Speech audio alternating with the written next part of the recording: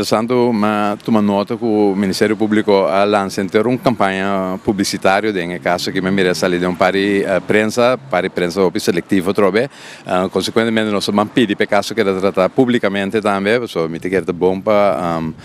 tu rende tu una buona nota di chi cotonga nel caso che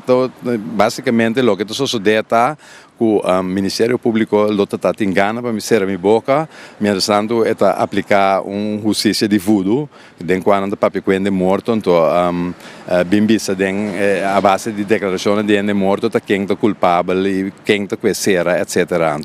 è così intollerabile nostro avvocato indipendente non tollerare che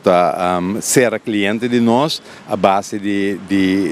giustizia di voodoo giustizia con papi con morto che tipi cose se chi ora che sei il Ministero Pubblico può dormire tranquillo non sa quello mi apre la bocca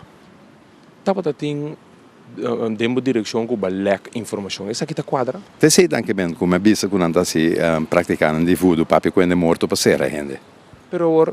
con non potrei se parti che den corte con non bai tre se parti qui già viene non so con mette tre sei dinanzi botar meta bingo voodoo com como deve ser meta bingo espírito não vai declarar meta vai punto per me non quero que cara bingo spoki che tipico né però meta vai começar com punto é essa se não quero den voodoo com papiamento quando é morto para se não quero meta vai fracra não vou sentir den